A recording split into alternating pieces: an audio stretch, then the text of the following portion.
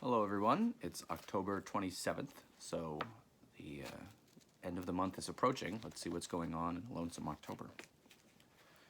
I was awakened by a scratching on the back door. I went to it and pushed my hatch open. Grey Malk was sitting there, waiting. It occurred to me that I can't tell when she's smiling either. I checked the sky, which was cloudy with blue breaks. "Good morning," I said then. "Morning, Snuff. Did I wake you?"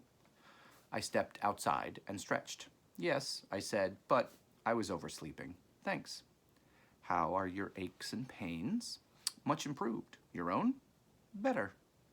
"Yesterday was pretty quiet," I said, "for a change." "But last night was a different matter," she said. "Oh, what did you mean?" "Then you haven't heard about the fire?" "Fire? No. Where? What happened?" "The good doctor got burned out. It's still smoldering. I took a walk very early this morning and I smelled it. Went over and watched for a long time. His storm finally stopped when the place caved in." "Is he all right? And the other fellows, did they get out?" "I don't know.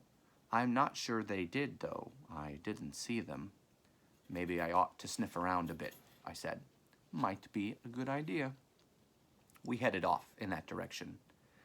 It was odd coming on the place without a storm raging overhead. The house was blackened and still smoky, its roof and 3 walls fallen, the ground dark with ashes, debris, and the singeing effects of the heat about it. Off to the west, to our right, as we approached, the barn stood unscathed.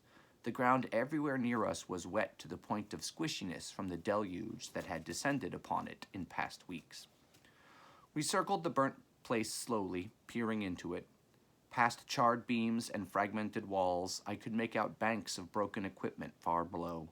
The smell from the fire and the dampness of the earth made it impossible for me to detect any useful scents in the vicinity. I told Grey Malk this, and she said, "Then you can't tell whether the good doctor and his assistants escaped or perished?" "Afraid not," I answered. We went off to take a look at the barn. As we departed the ravaged area and neared the structure, I did pick up a fresh scent. Very fresh. Just ahead, in fact. I broke into a run. "What is it?" Grey Malk called. There was no time to respond to her. I'd glimpsed him rounding the corner of the building, and I raced that way. He saw me coming, realized that I could move a lot faster than he could, and dashed inside one of a number of wooden crates strewn there. I approached the crate and stuck my head inside, fangs barred.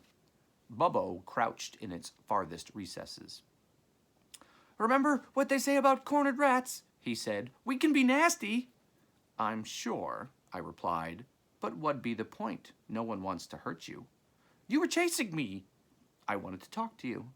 "So you brought along a cat?" "I can let you talk to her if you don't want to talk to me." I started to withdraw. "No, wait, I'd rather talk to you." "All right," I said. "I just wanted to know what happened here." "Well, there was a fire." "I can see that. How did it get started?" "The experiment man got mad at the good doctor and started wrecking the lab. Sparks from some of the equipment set the place burning." "The experiment man?" "You know, the big fella the good doctor put together from all the parts that his assistants has dug up for him over the past weeks." I recalled the smell of death, and I began to understand. "What happened then?" I asked. "The experiment man ran out and hid in the barn here, as he always does after an argument. I got out too. The place burned down." "Did the good doctor and his assistant get out in time?" I don't know. When I went back and looked later, there was no way I could tell." "What about the experiment man? Is he still in the barn?" "No, he ran away later. I don't know where he is." I backed up. "I'm sorry," I said, and withdrew my head from the crate. Grey Malk immediately moved near and asked, "Was the good doctor an opener or a closer?" "Please," he said, "just let me be. I'm just a simple pack rat, Snuff. Don't let her have me." "I've already eaten," she said. "Besides, I owe you a courtesy as a fellow player." "No, you don't," he said. "It's over. It's over." "Just because your master is dead doesn't mean I should treat you as anything other than a player." "But you must know, you're toying with me. Cats are all like that. I'm not a player, I never was. Have you really eaten recently?" "Yes." "That's worse then, you'll toy more." "Shut up a minute." she said. See, there goes the courtesy. There's Bubbo hiding in the ruins.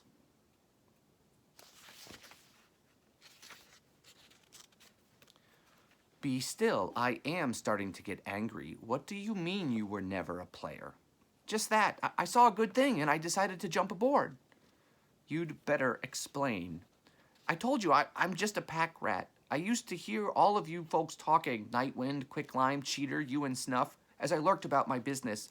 I got the idea pretty quick that there was some sort of strange game going on and that you were all players.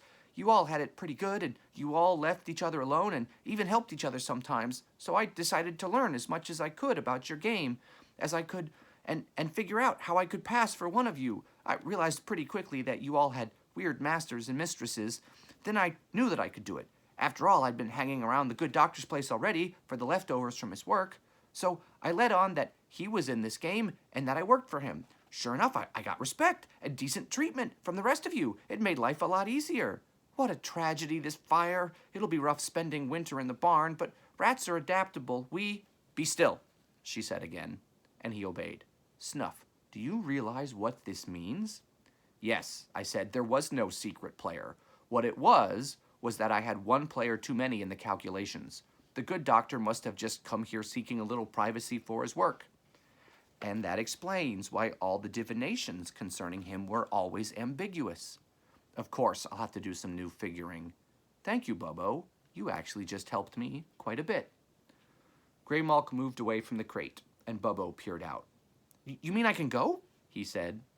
I was feeling generous, happy even, at the final piece for my puzzle, and he looked kind of pathetic.